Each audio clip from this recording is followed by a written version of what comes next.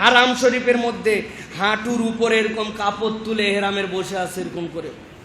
আমি যাওয়ার পরে হাঁটুর উপরতে নিচে আস্তে করে কাপড় নামায় দিলাম, নামায় দিয়ে বললাম যে মা ইসমুকা, কিচ্ছু জানে না। হোয়াট ইজ ইয়োর নেম, তোমারা নাম কিয়া হে, তোমার নাম কি, নাম এসএম কিচ্ছু জানে না। তালবিয়া তালবিয়া লাব্বাইক আল্লাহুম্মা লাব্বাইক জানে না, হাসে। কোন দেশ? অনেকক্ষণ পরে নিজের থেকে বলছে সোমালিয়া, সোমালিয়ার থেকে আসছে। হাঁটুর উপর কাপড় তোলা এইটা যে তার জন্য ঠিক কি বেঠিক এই এলেম তার মধ্যে নাই। তালবিয়া জানে না, নাম বলতে পারে না, কিন্তু আল্লাহ রহমান তাকে দুয়ুফ হিসাবে আল্লাহর ঘরে হাজির করে দিছেন। সেই সৌভাগ্যবানদের মধ্যে সে একজন। ইব্রাহিম আলাইহিস সালামের নিদার বরকতে যে হাজির হয়ে গেছে।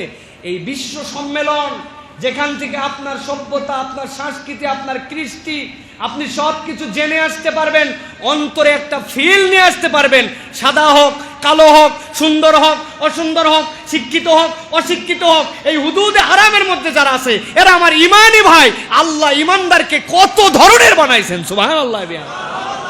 আপনার সংকীর্ণ মনকে বড় করতে চাইলে হজে আপনাকে যেতে হবে। 60 বছর নামাজ পড়তেছে, এখনো সিজদায় যাওয়ার সময় হাত দুটো মাটির সাথে লাগাই দিয়া সিজদা দেয়। এরকম মানুষ আছে না ভাই? আমাদের আছে। এই কথা কেন বললাম? এই সিজদার সময় মাটিতে হাত লাগাই দিয়ে সিজদা দিলে নামাজ হবে না এরকম নয়, কিন্তু এটা একটা কারাহাত।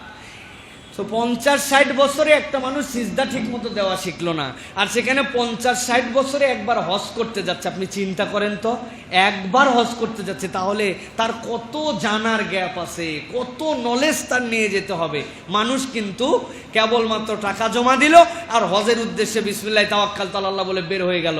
এইরকম লোকই মানে হজের আগের দিনেও তার অফিসের কাজ ফুরায় না, একদিন হজ শিখতে পারলো না।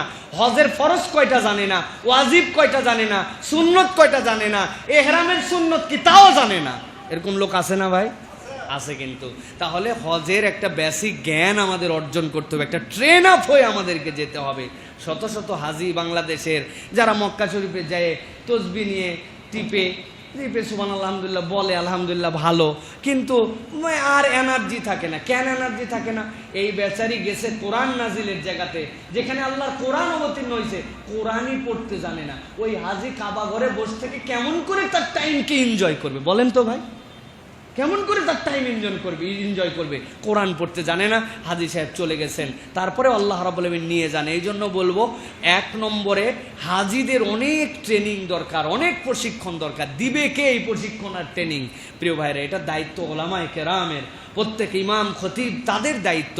প্রত্যেক মসজিদে হজে যাওয়ার রমজান মাস থেকে হজ পর্যন্ত অন্তত 2-3 মাস যারা হাজি যাবেন তাদেরকে ট্রেন আপ করা দরকার। এটা হচ্ছে 1 নম্বর পদ্ধতি। আর 2 নম্বরে যারা হজ ব্যবস্থাপনায় যান তাদেরও যে কত গ্যাপ। পৃথিবীর বিভিন্ন দেশের হজ কার্যক্রম দেখে আমাদের মনের মধ্যে ঈর্ষা হয়। আরাফাত থেকে ফেরার পরে মুজদালেফার থেকে এরপরে মিনায় যখন বান্দারা ফিরে জামারায় পাথর মারতে যাওয়ার আগে কত হাজি তার তাবু খুঁজে পায় না, মিনার ময়দানে বেসাহারা হয়ে ঘুরতেছে। 50 ডিগ্রির কাছাকাছি তাপমাত্রা, 2 দিন এহরামের কাপড় পরে সফর, চেনা জিনিস চিনতে পারছে না, চোখে ভুল দেখতেছে। পাশের দেশ ইন্ডিয়া, হিন্দু কান্ট্রি, তার পাশে পাকিস্তান, এদের গাইডরা ইন্ডিয়ান ক্যাপ পরে, পাকিস্তানি ক্যাপ পরে মানুষকে খুঁজে খুঁজে এত বড় বড় মানচিত্র নিয়ে মানুষকে দেখায়, মানুষের তাদের তাবু পর্যন্ত পৌঁছায় দেয়। আফসোস হয় ওদের কাছে আমাদের মাঝে মাঝে যেতে হয়। একজন বাঙালি খুঁজে পেলাম না যে আমাদের হজ মিশন থেকে এরকম দায়িত্ব নিয়ে আসে যে একটা বাঙালিকে তার তাবুতে পৌঁছায় দিবে। এটা দুঃখ লাগে। এইগুলোতে আমাদের অ্যাক্টিভ হওয়া দরকার। একদিন হারাম শরীফের সামনে একজন শার্ট পরা লোক আছে বাংলাদেশের, ওরে বললাম ভাই আপনি কে? বলে আমি হচ্ছে হজ মিশনের গাইড। আমি বললাম আপনি যদি বাড়ি খুঁজে না পান তা আমি আপনাকে বাড়িতে পৌঁছাই দেই। আপনি আমার সাথে আর কি করতেছেন কেন? আমি তো এই দায়িত্বেই আছি এই জায়গায়। আমি বললাম না ভাই, আপনার ভাবচক্কর দেখে মনে হচ্ছে যে আপনি নিজে ঠিক মতো চিনেন না। আমারে হাত ধরে বলছে হুজুর আপনি আসলেও কঠিন লোক, বিশ্বাস করেন আমিও জীবনের প্রথম হজে আইছি। উনি জীবনের প্রথম হজে আসে, উনি হজ গাইড, উনি 300 জন হাজির গাইড দিচ্ছে, উনি কেমনে গাইড দিবে? আমরা এতবার যাই এখন পর্যন্ত তাল করতে পারি না, উনি গেছে একবার যাই গাইড। প্রিয় ভাইরা, এরকম করলে হবে না। সুতরাং আমাদের এই ম্যানেজমেন্টগুলাতেও অগ্রগামী হওয়া দরকার। মানুষকে অনেক কিছু শেখানো দরকার। আমাদের মানুষরা কিন্তু অনেক আবেগী। জেদ্দা এয়ারপোর্টে একজন পুলিশ তিনজন আর্মি মিলে এক বাঙালিকে নিয়ে হাসতেছে। কি জন্য? এই বাঙালিকে বলছে যে আপনার পকেটের মধ্যে এমন কিছু আছে যেইটার জন্য এই পার হওয়ার সময় টিট টিট শব্দ হচ্ছে, এটা বাইর করেন। উনি একটা জামা তুলছে, তোলার পরে দিকে এটাই নাই, আবার একটা জামা তুলছে, এটা নাই, কোনোটার মধ্যে এরকম করে 10টার মতো জামা উঁচু করছে। ওরা তো দেখেই আশ্চর্য যে এক মানুষ 10 জামা কেমনে পরলো, উপর দিয়ে আবার এহরামের কাপড়। তো ওরা জিজ্ঞাসা করছে একজন যে চাচা এতগুলা জামা? কয় বাবা আমার ওজন তো অনেক বেশি হয়ে গেছে, গায়ে পড়লে নাকি কোনো ওজন নাই, এই জন্য যত হাদিয়ার জামা সব পরে নিছি।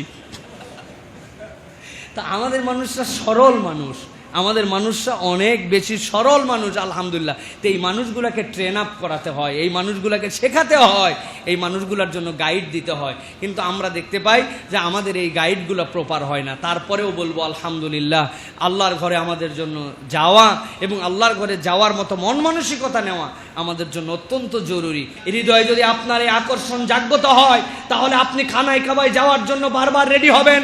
রাসূলুল্লাহ সাল্লাল্লাহু আলাইহি ওয়াসাল্লাম বলছেন, তাবিউ বাইনাল হজ্জ ওয়াল উমরা ফাইন্নাহুমা কাফফারাতুল লিমা বাইনাহুমা। বারবার হজ করো, বারবার উমরা করো, এত দুবয়ের মাঝের যত গুনাহ আল্লাহ তোমার মাফ করে দিবেন। আপনি খানায় কাবার পাশে চলে গেছেন, আপনার হাতটা ভেঙে গেছে, যাওয়ার পরে বাহির থেকে দেখা যাচ্ছে হাত তো ঠিকই আছে, কোথায় ভাঙ্গা কিছুই নাই। এক্সরে পেপারের মধ্যে যখন ঢুকাই দিয়েছেন, এক্সরে রে দিয়ে ফিল্ম যখন আসছে তখন দেখা গেছে এই হাড্ডি থেকে এই হাড্ডি ডিসপ্লেস হয়ে গেছে। ডাক্তার দেখে বুঝছে।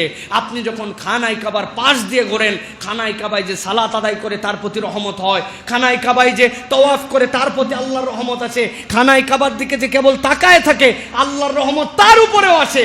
যখন কোনো বান্দা বিসমিল্লাহি আল্লাহু আকবার বলে হজরে আসওয়াদ থেকে এই খানায় কাবা ঘুরতে শুরু করে, আল্লাহর রহমতের সেই আলো দিয়ে বান্দার শরীরে পড়ে, ওই আলোটা খানায় কাবার উপরে রিফ্লেক্ট হয়। বান্দার জীবনের যত গুনাহ খানায় কাবাতে যেন মনে হচ্ছে যেন খানায় কাবার উপর তার রিফ্লেক্ট হচ্ছে, আর আল্লাহর রহমত বর্ষণ করে বান্দার জীবনের সব গুনাহগুলো আল্লাহ মাফ করে দিচ্ছেন। এটা ফিলিংসের সফর। খানায় কাবার ঘোরা এমনি এমনি নয়, এই আরাফাত মিনা মুজদালিফা এমনি এমনি নয়। রব্বুল আলামিন এই সফরে আপনাদেরকে নিতে চান। প্রিয় ভাইরা, ইনশাআল্লাহ আল্লাহ রব্বুল আলামিন যেন আমাদেরকে যেন একটা বার আমার ভাইদেরকে খানায় কাবার জিয়ারত নসিব করেন, আল্লাহুম্মা আমিন।